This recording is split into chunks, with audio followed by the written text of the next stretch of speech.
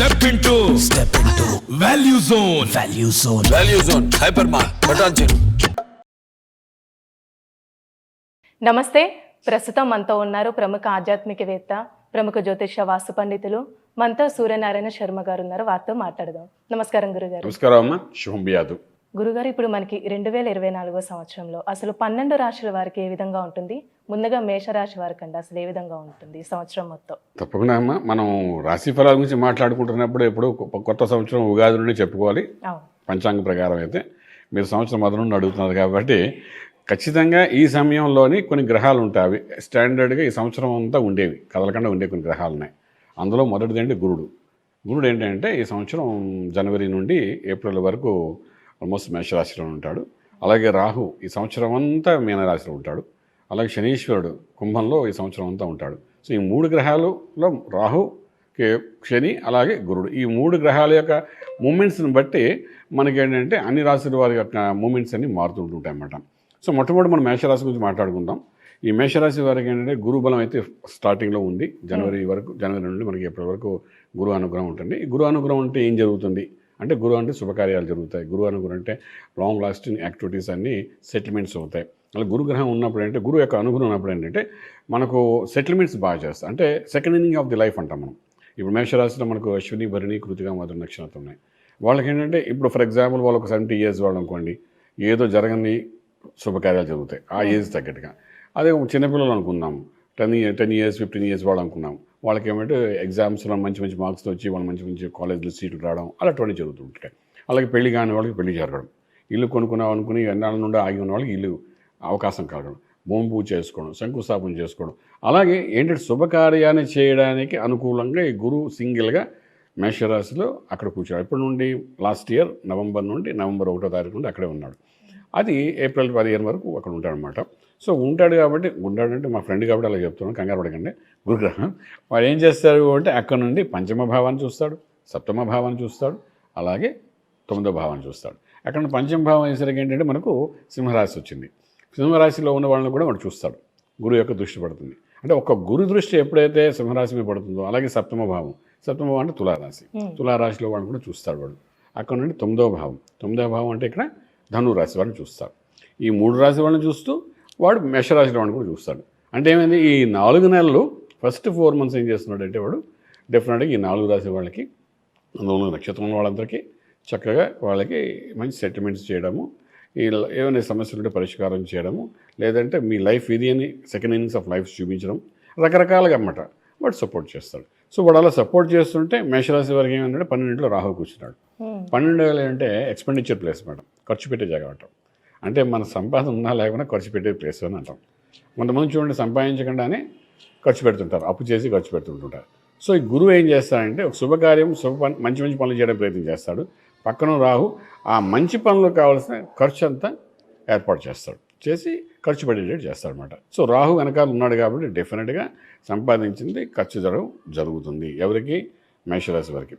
అలాగే లాభంలో శనీశ్వరుడు ఉన్నాడు. అంటే లాభం ఇచ్చే పాపగ్రహాలు ఏకాదశంలో ఉంటే శుభ ఫలితాలు ఇస్తాయంటారు. అలాగే శనీశ్వరుడు ఏకాదశంలో ఉన్నాడు లాభంలో.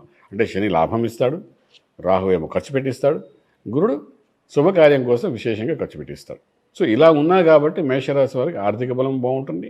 అలాగే మనం తీసుకుంటే వ్యాపార బలం కూడా బాగుంటుంది. రకరకాలుగా అంత గురువు అనుగ్రహం అయితే మొదట 4 నెలలు ఉంది కాబట్టి బాగుంటుంది. గురువు అక్కడ నుండి ఏప్రిల్ తర్వాత మే నుండి వాడు వృషభంలోకి వెళ్ళిపోతాడు. అప్పుడు ఏమవుతుందంటే గురువు అనుగ్రహం ఉండదు వాళ్ళకి. సో వీళ్ళు చేయవలసిన పని ఏంటంటే ఈ 4 నెలల్లో వాళ్ళు చేయవలసిన పని ఏంటంటే ఈ సంవత్సరం సరిపడా మనం ఏం చేయాలి, planning, designing, program, goal, theme అంతా సెట్ చేసుకోవాలి. ప్రాపర్గా చేసుకుంటే ఈ ప్లాన్ ప్రకారం వెళ్ళిపోతుంటే తర్వాత గురువు అనుగుణం లేకపోయినా ఆ కంటిన్యూటీ విల్ బి దే అనమాట. సో అలా గురువు యొక్క బెస్ట్ ఉంది కాబట్టి డెఫినెట్గా వాళ్ళకి సంవత్సరం బాగుంటుంది చెప్పగలుగుతాం స్టార్టింగ్ నుండి. అలానే ఇప్పుడు వివాహ ప్రయత్నాలు చేస్తున్న వాళ్ళకండి ఈ సంవత్సరంలో అసలు ఏ విధంగా ఉండొచ్చు వాళ్ళకి? ఈ సంవత్సరం చేసే ప్రయత్నాలు ఏదైతే ఉందో మనం జనవరి 1st నుండి మనం మాట్లాడుకుంటున్నాం కాబట్టి ఆల్రెడీ గురువు అనుగ్రహం వాళ్ళకి నవంబర్ 1st నుండి వచ్చింది అన్నాం కదండి. సో ఇక్కడ నుండి ఈ జనవరి మాసం అంటే శూన్యమాసం అంటే పుష్యమాసంతో పెద్దగా సంబంధాలు ఏమి చూడరు. తర్వాత మాఘమాసం వస్తుంది, మాఘమాసం వివాహాలు చేస్తుంటారు. సో అటువంటి ప్రయత్నం చేస్తే ఫిబ్రవరిలో కానీ మొదలుపెట్టే సంక్రాంతి అయిన తర్వాత, మకర సంక్రాంతి అయిన తర్వాత మొదలెడతారు. అలా మొదలు పెడితే మాత్రం డెఫినెట్గా ఎప్పటి నుండో పెండింగ్ ఉన్న వివాహాలు కూడా జరిగిపోతుంటాయి. ఫర్ ఎగ్జాంపుల్ చెప్తాను మీకు, 29 years, 30 years, 32, 34 years అయినా పెళ్లి కాకుండా ఇబ్బంది పడుతున్న వాళ్ళు కొంతమంది ఉంటారు. అలాగే పితృదోషాలు, మాతృదోషాలు ఇలాంటివంటి వంశపారపర్యమైన దోషాలు ఉండి ఆ దోషం వలన అంటే వంశాన్ని ఎదగనీయకుండా చేస్తూ ఇబ్బంది పెట్టే పరిస్థితి జాతకాలు కొన్ని ఉంటాయి. ఉన్నప్పుడు ఈ గురువు అనుగ్రహంతో అవి జరుగుతుంటాయి అన్నమాట ఈ యొక్క సమయంలోని మనం చూసుకుంటే. అలాగే సంతాన దోషం కూడా ఉంటాయి కొంతమందికి. సంతానం ఎదుగుదల లేకుండా పిల్లలు పుట్టుకుని ఉంటుంటాయి, ఇబ్బంది పడి ఎన్ని ప్రయత్నాలు చేసినా ఈ మధ్య ఆర్టిఫిషియల్గా మెడిసిన్స్ అది వాడుతుంటాయి కదా, నాకు తెలియదు ఆ పేరు అనుకోండి, పిల్లల సంతానం కోసం చేస్తుంటారు. సో ఇవన్నీ చేసినా సక్సెస్ అవుతుందా లేదా, ఫెయిల్ అయినవి చాలా కేసెస్ కనబడుతుంటాయి. అంచేత ఏంటంటే ఈ గురు బలం ఉన్న సమయంలో కానీ మేషరాశి వారు కానీ ఫర్ ఎగ్జాంపుల్ 8-9 years అయినా సంతానం కలగలేదు, వాళ్ళకి ప్రయత్నం చేస్తున్నాం, ఫెయిల్ అవుతుంది, అటువంటి వాళ్ళు ఈ గురువు అనుకున్న సమయంలో కానీ ఆ ప్రయత్నం చేసి దానికి సంబంధించి మంత్ర సాధన చేసుకుంటే అస్ట్రాలజికల్గా చూసుకుని వాళ్ళ జాతకం దశలో చూసుకుని చేయగలిగితే మాత్రం డెఫినెట్గా ఫస్ట్ 4 months అనేది గోల్డెన్ పీరియడ్ ఫర్ మేషరాశి వరకు చెప్పచ్చు మనం పూర్తిగా. అలానే ఇప్పుడు ప్రైవేట్ ఉద్యోగస్తులు ఉంటారు, గవర్నమెంట్ రంగానికి సంబంధించండి, అంటే వాళ్ళకి ప్రమోషన్స్ వచ్చే అవకాశం ఉందంటారా ఈ ఇయర్లో? ప్రైవేట్ ఉద్యోగం ఐటీ రంగం అనుకోండి, సాఫ్ట్వేర్ కంపెనీ అనుకోండి, బ్యాంకింగ్ సెక్టర్ అనుకోండి, అలాగే మనం తీసుకుంటే state bank, central bank, central government, state government, ఇవాళ రకరకాలు కార్పొరేట్ సెక్టర్ ఉంటాయి, హార్డ్వేర్, సాఫ్ట్వేర్ రకరకాలు ఉన్నాయి. వీటన్నిటికి ఉద్యోగం చేస్తున్న వాళ్ళకి మాత్రం హైక్ అనేది ఉంటుంది, ఒక 30% హైక్ ఉంటుంది.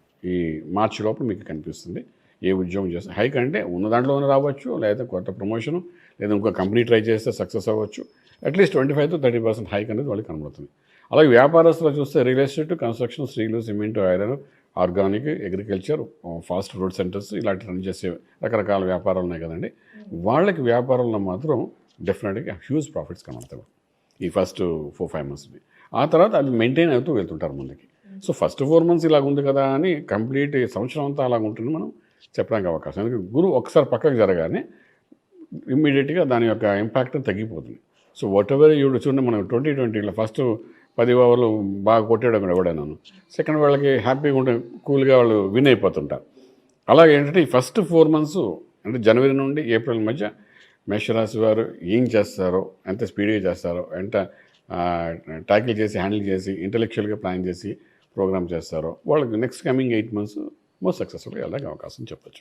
అలానే ఇప్పుడు ఎక్కువగా కోర్టు సమస్యలు ఉన్న వాళ్ళకండి, వాళ్ళకి ఈ సంవత్సరంలో ఎలాంటి రిజల్ట్ అనేది ఉండొచ్చు? కోర్టు సమస్యలు ఇవన్నీ అంటే కుజుడు యొక్క ప్రభావం కనబడుతుందండి. కుజుడు ఉండే ట్రాన్సిట్ ప్రకారం యాజ్ అండ్ టుడే చూస్తే వృశ్చిక రాశిలో కుజుడు ఉన్నాడు. సో వృశ్చికం, ధనస్సు, మకరం ఇవన్నీ ఏంటంటే వీటికి పాజిటివ్గా వెళ్ళే కుజుడు పనిచేసేవాడు అనమాట.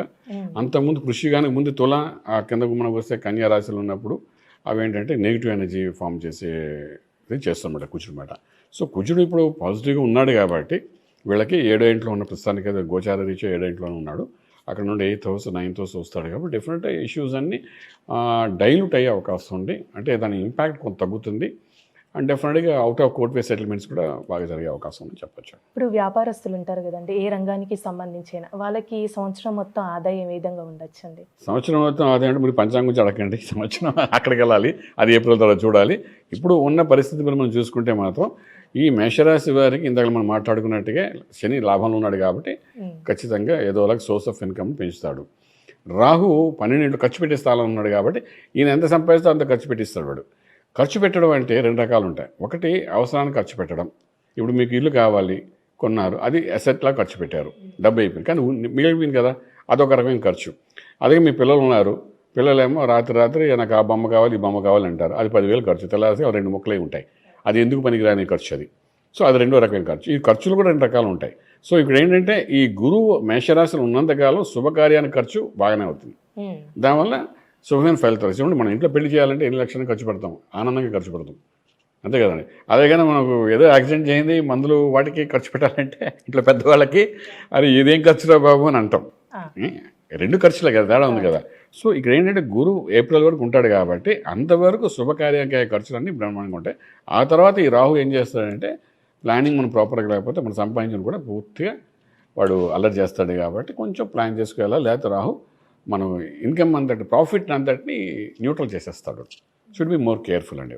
గురుగారు, అంటే ఈ రాశి వారికి ఎలాంటి పరిహారం చేస్తే మంచిదండి? ఎక్కువ ఇప్పుడు గురువు అనుగ్రహం ఉన్నంతసేపు మనం కంగారు పడకలని చెప్పాం కదండి. కానీ ఏంటంటే ఇక్కడ ఈ రాశికి ఏంటంటే దక్షిణామూర్తి మహామంత్రాన్ని, మేధా దక్షిణామూర్తి మహామంత్రాన్ని కానీ సాధన చేసుకుంటూ వెళ్తే గురువు పక్కకి జరిగినప్పుడు కూడా ఆ మంత్ర సాధన చేస్తున్నప్పుడు ఏంటంటే ఆ గురువు యొక్క అనుగ్రహం ఉన్నట్టుగానే సక్సెస్ అనేది కనబడుతుంది, ఇంపాక్ట్ బాగుంటుంది.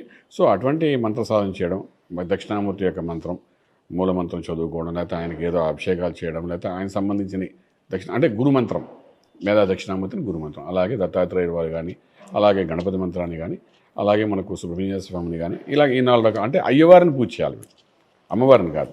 అయ్యవారి సాధనగా చేసుకుంటూ వెళ్తే, అయ్యవారు అమ్మవారి ఇద్దరు ఉన్నారు కదా మనకు, సో అందులో అయ్యవారి యొక్క సాధన చేసుకుంటూ కానీ వెళ్ళగలిగితే కొంత ఇంపాక్ట్ అంటే ఖర్చు పెడుతున్నా మనకు దాని యొక్క ప్రభావం మన మీద పడకుండా పాజిటివ్గా మనకు రిజల్ట్ వచ్చేటట్టుగా ఉంటుంది. స్ట్రెస్ లెవెల్స్ మాత్రం తక్కువగానే ఉంటుంది, ఎందుకంటే వీళ్ళకి ఆల్రెడీ ఒక స్ట్రెస్ లెవెల్స్ దాటి వచ్చారు. నిన్న కాక మొన్నటి వరకు మేషరాశి వారికి రాహు సంవత్సరాలు వాళ్ళు నెత్తిమీ కూర్చున్నాడు. ఆ కూర్చోవడం వల్ల లాస్ట్ 1.5 years వాళ్ళు చాలా అశ్విని భరణి కృతికా నక్షత్రం వాళ్ళు చాలా ఇబ్బంది పడ్డారు last 1.5 years. So stress levels తగ్గుతుంది. దక్షిణామూర్తి మహామంత్రంలో అంటే 3 గ్రహాలను కంట్రోల్ చేస్తున్న మంత్రం, అందులో శని రాహు కుజుడు ముగ్గురిని కంట్రోల్ చేస్తున్న మంత్రం. ఆ మంత్రంలో విశిష్టత ఉందన్నమాట. సో అది ఎప్పుడైతే చదువుతుంటామంటే మనకు ఎనర్జీ లెవెల్స్ మారుతాయి, థాట్స్ ప్లాన్స్ అని మారుతాయి, సక్సెస్ రేట్ పెరిగే అవకాశం ఉంటుంది. చాలా చక్కగా తెలియజేశారు గురుగారు, ధన్యవాదాలండి. శుభం వ్యాధి. చూశారు కదండి, ఈ 2024 సంవత్సరంలో మేషరాశి వారికి అసలు ఏ విధంగా ఉంటుంది, అలానే ఎలాంటి పరిహారం చేసుకుంటే మంచిది గురుగారు మాటలు మనకి తెలియజేశారు కదా. అలానే మీ జాతకానికి సంబంధించి కానీ, మీ ఇంటి వ్యాపార వాస్తుకు సంబంధించి ఎలాంటి విషయాలైనా మీరు తెలుసుకోవాలనుకుంటే స్క్రీన్ మీద కనిపిస్తున్న నెంబర్కి కాల్ చేసి గురుగారిని సంప్రదించవచ్చు. ఇలాంటి విశేషమైన అంశాలతో మళ్ళీ మేము ముందుంటాను. ధన్యవాదాలు.